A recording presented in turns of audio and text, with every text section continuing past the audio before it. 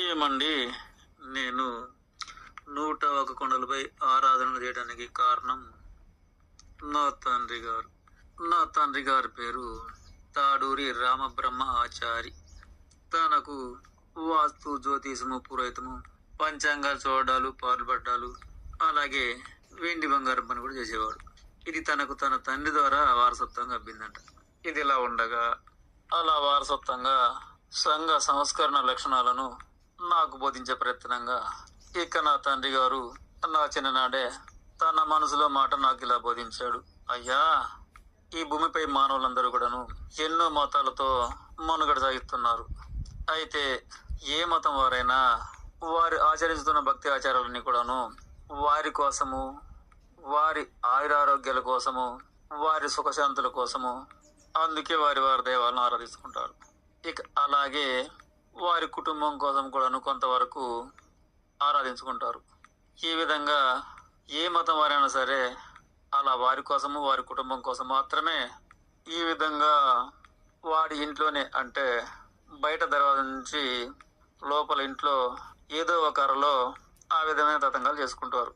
ఇక అలాగే మరికొందరు అప్పుడప్పుడు దూరపు యాత్రలకు ఇటువంటి ఆలోచన కోసమే తన కోసం, తన కుటుంబం కోసం మాత్రమే ముడుపులు కట్టుకొని, ఇక తన యొక్క కార్యాలు సిద్ధించాక ఆ ముడుపులు పట్టుకొని ఏ యాత్రలో మొక్కున్నారో ఆడికి వెళ్ళి అప్పగించుకుంటారు.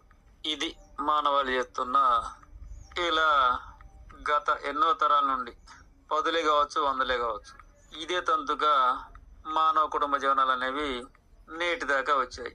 ఇక చెప్పాలంటే భవిష్యత్ తరాలు కూడాను ఆచరించే భక్తి తత్వంగాలు కూడాను ఇలాగే తన కోసము, తన కుటుంబాల కోసమే దరిదాపు ఆచరించవచ్చు. అయితే ఇక మనము ఈ విశ్వాన్ని నిర్మించిన ఆ విశ్వకర్మ వారసులం గనుక ఈ దేశమే మన ఇల్లుగాను, అన్ని మతాల మానవులందరూ కూడాను మన కుటుంబంగాను, అన్ని కులాల, అన్ని మతాల వారు కూడాను మన కుటుంబంలోని వారులుగానే అనుకొని, ఇక ఈ విధంగా మన మానవ జాతి అందరి క్షేమాలకై 101 కొండల పైన ఏకంగా ఈ విశ్వదాతకే ఆరాధనలు చేయగలగాలి. నిజానికి మానవులంతా మన కుటుంబంలోని వారే గనుక ఈ విధంగా అందరి క్షేమము కోరి ఏకంగా ఈ విశ్వాన్ని కాపాడే ఆ విశ్వదాతను ఈ విధంగా 101 కొండలపైన ఆరాధనలు చేయగలగాలి అని నా తండ్రి గారు ఈ కార్యాన్ని తానే చేయాలి అనే ఆలోచనతో ఉన్నాడంట. ఈలోగా మా ఇంట్లో దొంగలు పడి డబ్బు, బంగారము, ధనమంతా దూసుకెళ్ళగా ఇక తాను పూర్తిగా బెంగ చెంది పరాకు మాటలతో క్రమేణా నలిగిపోయి, ఇక ఈ విషయాన్ని నేను తనకు తొలి సంతానంగా మగబిడ్డగా జన్మించాను కనుక తాను నా చిన్ననాటి నుండే తన పక్కలో పండబెట్టుకొని నిద్ర వచ్చేదాకా కూడాను ఎన్నెన్నో విశ్వరాశాలు బోధించేవాడు. అందులోని భాగంగానే చివరకు ఈ విషయాన్ని కూడా బోధించాడు. ఇక కొంతకాలంలో తాను సృష్టిలో కలిసిపోయాడు, తాను తెల్లారిపోయాడు. కానీ తన యొక్క ఆశయం అనేది నా చెవిలో మారుమోగుతూ అప్పటికి నాకు 16 సంవత్సరాలు. ఇక కుటుంబాన్ని పోషిస్తూ ప్రతినిత్యము కూడా నా విషయాన్నే నెమ్మరు వేసుకుంటూ అలా నాకు 30 సంవత్సరాల దాకా వచ్చాయి. ఇక అప్పుడు నాకు ధైర్యం వచ్చింది, ప్రయత్నిస్తాను అనే నిర్ణయం కూడా తీసుకున్నాను. ఇక క్రీస్తు శకం 1990 నుండి దృఢ నిశ్చయంతో ముందడుగు వేసి నాకు తెలిసిన భక్తి శ్రద్ధలతో ఎవ్వరికీ తెలియకుండా సాధించగలనో లేదో అనే బెంగతోనూ అనుమానంతోనూ ఇక అతనినే మనసులో స్మరించుకొని బయలుదేరాను.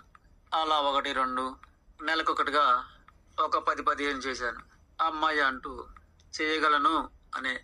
అయితే కొంతకాలం పట్టొచ్చునేమో, అయినా సరే ప్రయత్నిస్తాను అన్నట్లు అలా 9 సంవత్సరాలు ఎవ్వరికీ తెలియకుండా ఆ విధంగా కొండకొక్క రోజు చొప్పున 9 సంవత్సరాలలో 101 కొండను నాకు తెలిసిన భక్తి సేవలతో ఆ విధంగా అవిశ్వదాతనే ఆరాధించుకున్నాను.